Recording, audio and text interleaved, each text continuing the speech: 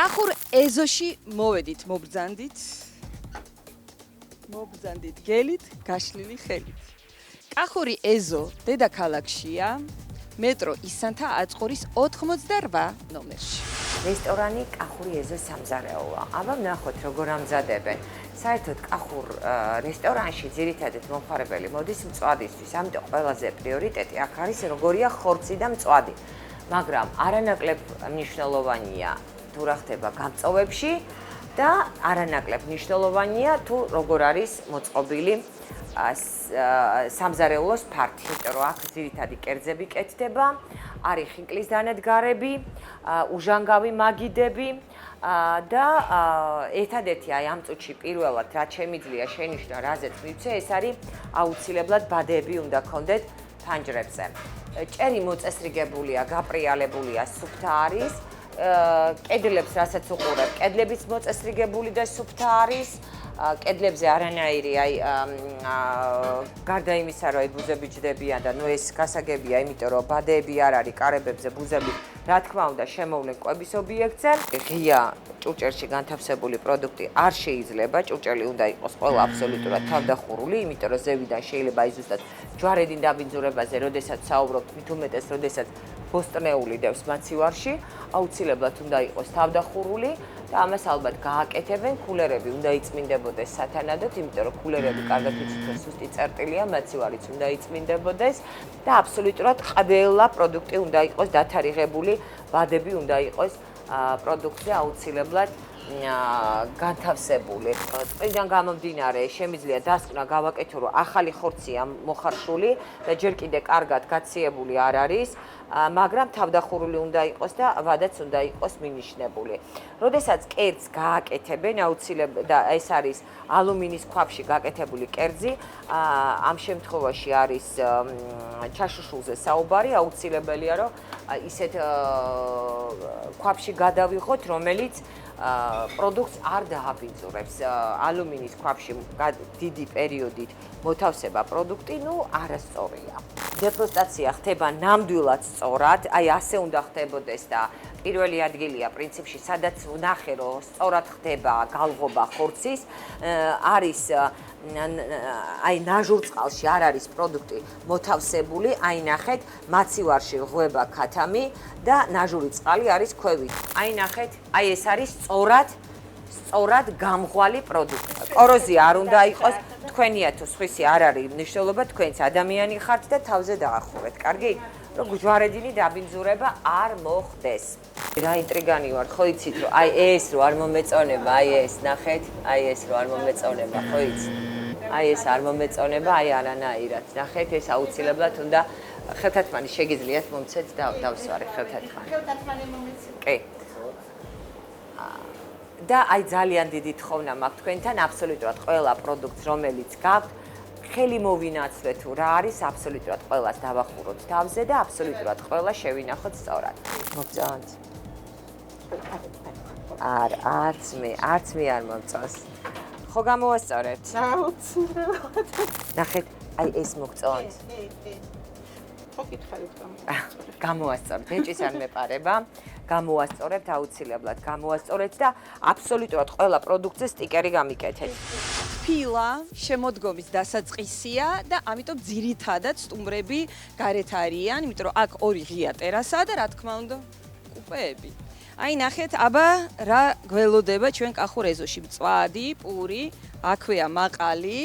აი ეს არის ღია ტერასა და ნახეთ როგორი საინტერესო ავეჯია ხის ბორბლიანი სავარძელი, მაგიდა, რა თქმა უნდა, კახური ზეთით კიტრი პომიდორის სალათი და ესეთი გაფორმება ძალიან სიმპათიური. აი აქ აგრილებს სპეციალური ვენტილატორი, იქ რა კარგია და აქ ხედებია, თბილისის ხედებია, ძირითადად მე როგორც ხედავ, რაღაცა ფიროსმანია ეთყობა შთაგონება ამ რესტორნის დიზაინერის და მოდით ეხლა ჩავიაროთ, ნახოთ ეს გამოფენა. მეორე სართულზე კიდევ ერთი ტერასაა, აგერ ხედავთ და მოდით ეხლა ვნახოთ აბა კახური ეზოს კუპეები. სხვათა შორის ძალიან სიმპათიურად გამოიყურება ეს კუპე. აგური, ხე, აი ესეთი სანათებია, გაშლილია ლამაზად სუფრა, ქალაქური ხინკალი, ლარი და 60, მთიულური ასევე, ლარი და 80 ღირს საქონლის, სოკოს ლარნახევარი, ნორმალური ფასებია, საკმაოდ მისაღები, იმერული ხაჭაპური ღირს 14 ლარი, მე უკვე არაფრის აღარ მიყვარს, იმიტომ სადაც კიტრი პომიდორის სალათი 22 ლარი ღირს ზოგიერთ რესტორანში, ამიტომ აქ რო კახურად სალათი ღირს 9 ლარი, რა თქმა უნდა ძალიან მისაღებია. მოდით გავაგრძელოთ ახლა ნახოთ გამწოვში რა ხდება. აი წოთები არის კონდენსატი. გამწოვს ხშირად არ ხმარობთ. აი ესეც ნახეთ. კი. აი ესეც გაწმინდათ. კატასტროფა არ არის. აი ესეთი რომ აი პირდაპირ ყოველ შემთხვევაში აი ცოტა ხანში უკვე იქნება ძალიან ცუდი მდგომარეობა და გაქვთ იმის დრო რომ გაწმინდოთ და გაწმინდათ. ჭერი ვთქვი რომ ძალიან კარგი გაქვთ. ეხლა ნახეთ რა გავაგრძელოთ. აი ეს არის გარეცხილი ჭურჭელი. ეს არის რაზე ცურდება და ამიტომ მასშვებით ხოლმე თქვენ შეიძლება ესეც გაასუფთავეთ კარგად, კარგით? და აი ნახეთ კიდე რა არ მომწონს. ეს არის აი ტაფები. ტაფებიც გამოსაცვლელი გაქვთ, ხო? შეკვეთილი გაქვთ და უნდა მოგიტანოთ. როდის მოიტანენ? ნუ დაახლოებით სადღაცა ალბათ 1-3-4 დღე ესე გიგვითხრეს. შეკვეთილი ვარ. ხორც აქ ამუშავებთ, ხო? აი ნახეთ, ესეც სწორად თუ არ გაშრა, აი ნახეთ როგორ კოროზიას იკეთებს, აი. ამას ხო ხმარობთ, აი. როგორ კოროზიას იკეთებს. ეხა მაჩვენეთ სადა გაქვთ ხორცი. მაყალი აქ არის. კი ბატონო, ხორცად ინახავთ. ხორცი ჯერ არ მოგვიტანია ველოდებით. იმაცივებს რაღაც ნახეთ კუხნაში. ჩვენ მოგაც ძალიან ცოტა, ცოტა რატო? აქაც მაცივრებია, ხო? მაცივრებია, როგორ არ არის? ხო, მაგრამ მაცივრები ხოა ჩართულია მაცივრები. აი ხორცი.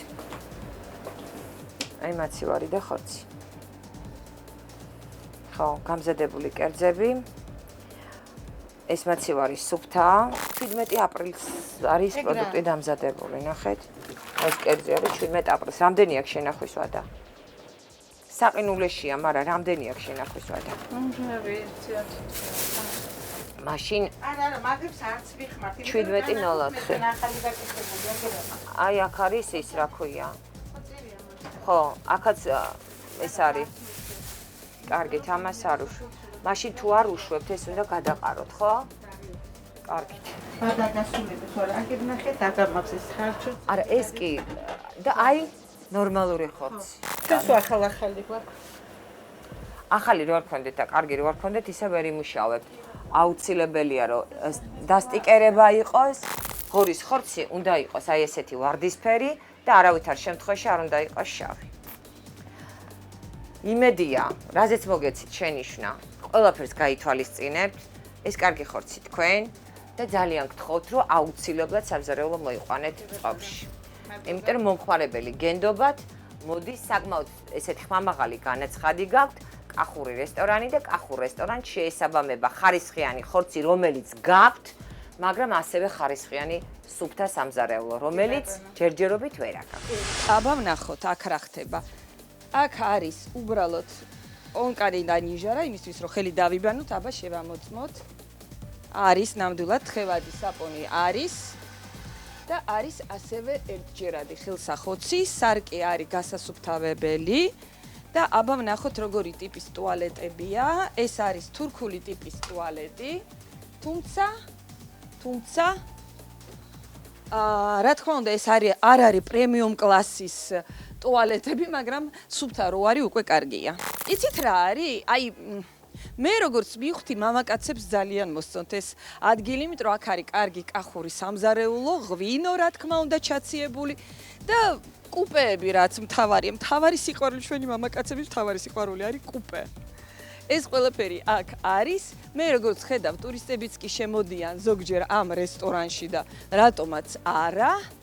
და დანარჩენზე რა გითხრათ? შემოდგომა შემოვიდა საქართველოში და ჩვენც რა თქმა უნდა კარგად წყობაზე ვართ. რესტორანი კახური, ეზო, მეტრო ისანთან, აწყურის 88.